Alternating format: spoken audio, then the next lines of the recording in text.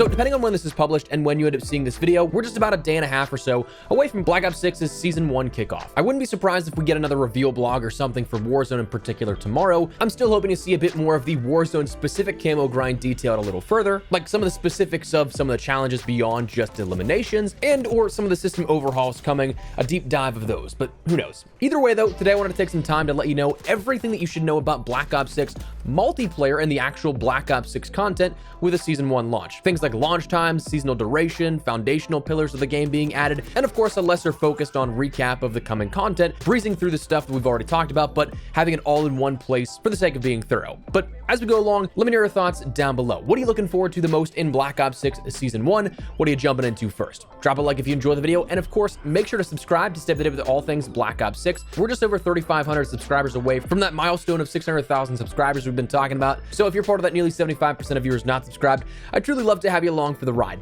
But anyways, let's get into the details that you should know about. First, launch time. When can you end up playing either the Black Ops 6 Season 1 multiplayer, the Warzone experience, whatever you want to jump into? Officially speaking, Black Ops 6 Season 1 kicks off at 9 a.m. Pacific time on the 14th, this Thursday. So that equates to elsewhere in the world, noon Eastern in the United States, 2 p.m. in Sao Paulo, Brazil, 5 p.m. in the UK, 6 p.m. in Stockholm and Berlin, 8 p.m. in Moscow, 2 a.m. in Seoul and Tokyo, and 4 a.m. in Sydney. Now, of course, that's not every single time zone in the world, but hopefully it can help you convert that to anything that may be closer to you locally, as opposed to something that may be like 8 or 9 hours behind you. But 9 a.m. Pacific time, noon Eastern, and elsewhere in the world is when you can jump into it. Unfortunately, it's not a global rollout like the launch of the game where it's midnight local time, so you can't play that at 9 a.m. your time. It's all one static launch time. So again, those just mentioned is when you can jump in.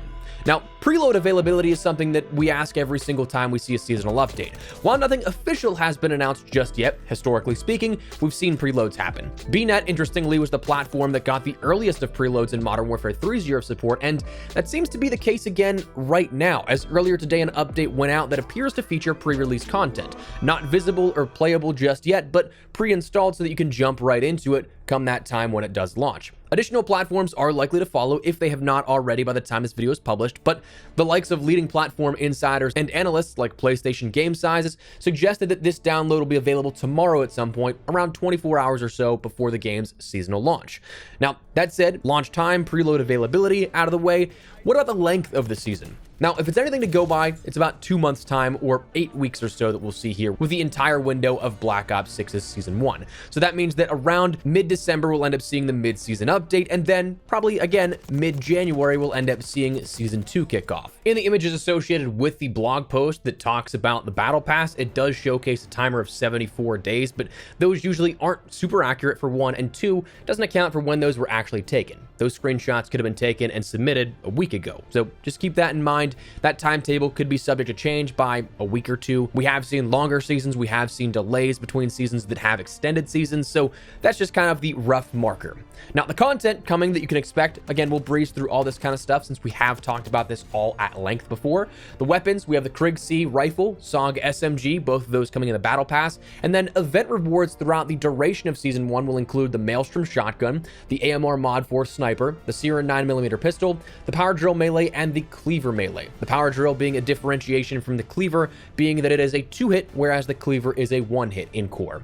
Maps, you'll end up having 6v6 maps of Hideout, Extraction, Hacienda, and Nuketown Holiday. Hideout and Extraction on the 6v6 side coming at launch, Hacienda and Nuketown Holiday coming at mid-season and throughout the season. Then you end up having the strike maps that accommodate not only just gunfight, but also 6v6 claustrophobic play here with this. You have Heirloom, an art gallery, and Racket, a vault map coming at mid-season. Heirloom is coming alongside Hideout and Extraction at launch, so that on Thursday you do have 3 additional maps to play on as soon as the season launches. The others, those will come in season. We end up having new perks, streaks, and wildcards being introduced with this season as well. We have the perk of Shadow, which is in perk 2, a strategist perk, which allows you to be undetectable by enemy traps and mines, and then at mid-season you'll have another perk coming in the perk 3 category as a recon perk of the Shrapnel Radar, which dealing blast damage to enemies will reveal them on your minimap. That includes any enemies affected by your tacticals, lethals, or field upgrades. The streak you'll end up seeing here within Season 1 is the hand cannon, which is 900 score and essentially is your Annihilator pistol. One shot, one kill with that one. And High Roller is the wild card you'll see, which comes at mid-season, and it'll allow you to take 4 streaks instead of 3. You'll end up having the new modes of Ransack, kind of like a Capture the Cache mode. Comments in the past pointed out this was like the Battlefield Hardline mode. Prop Hunt is going to be coming in season, so another party mode alongside Infected to play around with. And then there'll be additional holiday seasonal modes coming throughout the season as well. Operators, we have Goliath, which is the Black Cell bonus operator. Sev coming in the Battle Pass. She's from the campaign, if you remember her. And then the Replacer is going to be a store bundle operator at some point throughout the season as well. But that's the content. But let's talk about some other things here that you need to know about. Firstly, the Battle Pass. This is something that has a couple of different points that I want to touch on that I don't really like to focus too much on the monetary side of the game, but there are some overhauls here and some changes that you should definitely be aware of. Firstly, the fact that you actually might have the Battle Pass already with Season 1 that you don't have to purchase. If you ended up getting the Vault Edition of Black Ops 6, the Black Cell Battle Pass bundle is included with that. So you're going to end up having the ability to just jump right in and get those extra bonuses, plus a nice head start on your Battle Pass as is. Now, a quick little reminder that I saw Charlie Intel point out earlier today is that if you're on Game Pass or cross-gen, the Vault Edition upgrade, that gets you the Battle Pass plus all the other bonuses that are available right now that if you didn't have them already, it's a couple of blueprints, a couple of operator skins and things like that. But it's the same cost as just buying the Black Cell bundle outright. So you end up getting those extra bonus items for the exact same price as if you were to just buy the Battle Pass bundle in that Black Cell variation. So keep that in mind. You can end up getting a few additional things if you haven't done so already. But beyond that, again, we talked about how the Battle Pass has a few overhauls to it here. Firstly, the way that it is set up, the way you can end up unlocking things. It's kind of a combination of the two prior systems we've seen before. It's now linear once again, but not necessarily a 1-to-100 fashion as we saw within Modern Warfare 2019 all the way through Vanguard. And I guess also Black Ops 4 had that as well, minus the first season that went to 200. But it's not necessarily linear in that fashion where it's just the progressive scale. Instead, it is a page system where you end up having, just like the battle sector map, the ability to see 5 tiers at a time, but you can unlock things in those 5 tiers however you'd like. Once you end up completing that, that's when you move on to the next 5 and the next air quote page of this battle map. The other overhaul includes pricing changes here to the Battle Pass, which keeps Black Cell but returns to prior systems we'd seen before the introduction of Black Cell, again through Modern Warfare 2019 all the way through Season 2 of Modern Warfare 2, where you can buy the base Tier 1 start for 1,100 COD points, but you can also buy the Battle Pass bundle for 2,400 COD points, which starts you at Tier 20. And then the third option, again, of course, is Black Cell for $29.99 real money to get that Battle Pass bundle, the 20 tier skips, plus the Black Cell variations of weapons and operator skins. So now you have 3 ways you can end up getting the Battle Pass here beyond just the free sectors that give you, I want to say it's like 20 or 25 of the tiers throughout the 100 as you go along, the sort of upgraded bonuses here for this. This I think is nice because it again allows you to keep rolling your banked COD points from the Battle Pass progression now and use them to purchase the next few seasons. That was one of the biggest downgrades I think when Black Cell was introduced, is they got rid of that ability to roll over your COD points into the next Battle Pass bundle because they only made it real cash. So this now keeps that availability there, plus gives the extra bonus of the cash versions if you guys want to end up doing that. One additional thing that is definitely crucial to note when we talk about progression and the Battle Pass, we do end up seeing, not in the shop, but just in the Battle Pass that you'll earn throughout Season 1, blueprints for the Tonto 22, ASG 89, XMG, Baseball Bat, AK 74, Goblin Mark II, Grekova, SVD, PP 919, Model L, GPR 91, AEK 973, and the LW3A1 Frostline.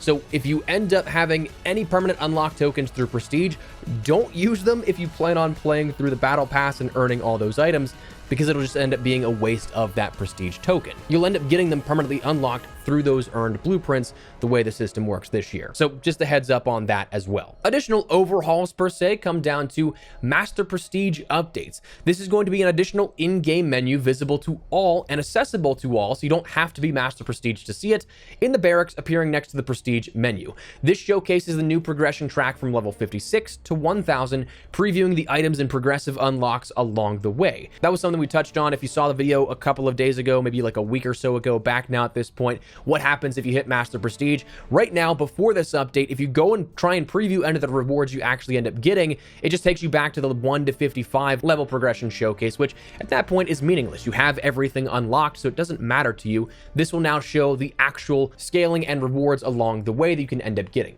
So this also appears to be folding in the existing Legacy Prestige emblem previews we've had that you can see right now, all into one place. So just know that that is going to be a little bit of an update to the way the menus work and showcase everything there. We're also going to end up seeing special weapon attachments as event rewards in the future, where you can end up getting things like the 12 gauge Dragon's Breath for shotguns, giving you those incendiary rounds for shotguns in Black Ops 6, the buffer weight stock for a few weapons that will give you extra added handling, but also sacrifice a little bit of some other attributes, and the burst fire conversions for the XM4 and the compact. So this is essentially the return of the aftermarket part system from Modern Warfare 3, but not 3D printed, not necessarily something that is a weekly challenge set, but will be coming again in events throughout the seasons and giving you functional content that can either add to your existing playstyle or end up functionally changing the way that weapons work at their base. Like the XM4 is going to be essentially the M16 with the burst conversion. The compact, I kind of imagine it's going to be like the 9mm Damon from Black Ops 4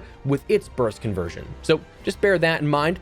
As a result of these coming and other things in the future with, say, the Battle Pass moving into Season 2, if you don't get all the weapons, the Armory is going to be a new foundational feature in menus as well. This is like the Modern Warfare 3 Armory system, but instead of the daily challenges or tokens that you get for completing those, counting towards credit towards unlocking things, it's just simply based on XP. This is going to be a place like the aftermarket parts that you can activate any missed functional content from prior events, like the special weapon attachments, like any perks or weapons that are available in events that are limited time, or any battle pass items that you may miss out on if you pick up the game later. Though those only being functional items like weapons, if there's any streaks or perks in the battle pass or anything like that, cosmetics, those will not be available in the Armory system. Those, once gone, are gone for good. All you have to do is go to this and simply activate it and earn a set amount of XP and it'll be yours. So you won't miss out on anything, it just allows you to unlock by playing. Again, talking about events, those are returning in Black Ops 6. It doesn't appear that we'll end up having the same frequency of these as we did in Modern Warfare 3, where it was a weekly thing, whether it be XP-based or challenge-based, but we will end up seeing the return of events in some capacity. The one that we know of right now is the Hit List event, which from the preview to imagery, showcases will end up getting the Siren 9mm pistol and the power drill from this, but strangely, it also includes the imagery of the hand cannon and shadow perk, which would suggest that these are rewards of this event, but it's also been listed in the blogs that those are coming at launch. So that might be a toss-up. Don't know exactly how that'll work out. It's also mentioned we'll end up seeing more events coming mid-season and beyond, but this hit list event is the first one that is coming before that mid-season update and the middle of December. But talking about mid-season, that's when we'll end up seeing, of course, more multiplayer content, but also want to throw in here for the sake of being thorough, that's when we'll see the zombies content coming as well. Citadel de Mor is going to be a map set in Avalon that takes place after the main quest of Terminus with Weaver, Maya, Carver, and Gray, exploring that a little further. You're also going to see the directed mode, which is a guide for the main quests on Liberty Falls and Terminus as a way to learn the ropes of each and help you out a bit, with additional content of a new perk, field upgrade, ammo mod, 18 more augments, 3 new gobblegums, the hand cannon, a new wonder weapon, and a new enemy type, all coming within that map as well. And the final things that we'll talk about in regards to sort of key pillars come down to ranked play and then a quick little mention of the shop. Again, don't really care too much about the monetary side of this game, but MP ranked is going to be at launch, where the big changes to this come down to party skill restrictions, where you're no longer going to end up having any sort of barrier on who you can play with. If you're an iridescent and your friend's a gold 1 or gold 2, you can play together, but just know that you're going to end up having your skill matched off the highest ranked player. So you can play with your gold friend, but he might not have too great a time. Seasonal setbacks are also reset, where bronze and silver again are not impacted, but gold and platinum are changed, where wherever you end up being in gold and platinum, you don't de-rank down an entire skill division, like platinum going to gold. Instead, you just end up going back to gold 1 or platinum 1, depending on where you were in that season. Diamond and above does still reset back down to diamond 1 the next season. There's a new forfeit option that will be implemented that will allow players to vote on if they want to just quit the match early. Has to be agreed upon by the entire team, and it will be treated like a standard loss, but no additional penalty in SR will be granted. There's a map and mode veto feature coming with 3 maps and mode combos laid out for people to decide what they want to play a little bit. And rank is now all about your divisional rank. That 1 to 50 rank before is now being folded into your seasonal rank. Warzone rank is coming at mid-season. More details will be there coming in early and mid-December, but for right now, just know that that's also going to be coming, but a little later on down the line. And again, the final thing is that the shop is coming, so bundles, all that kind of stuff are going to be available for people to purchase, again, acting as permanent unlocks for weaponry. As earned or purchased blueprints also permanently unlock the base weapon as well.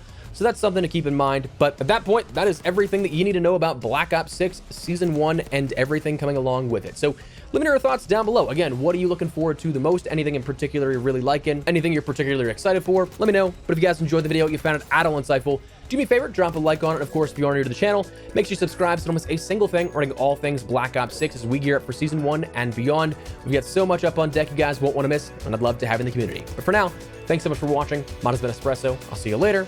Take care and peace.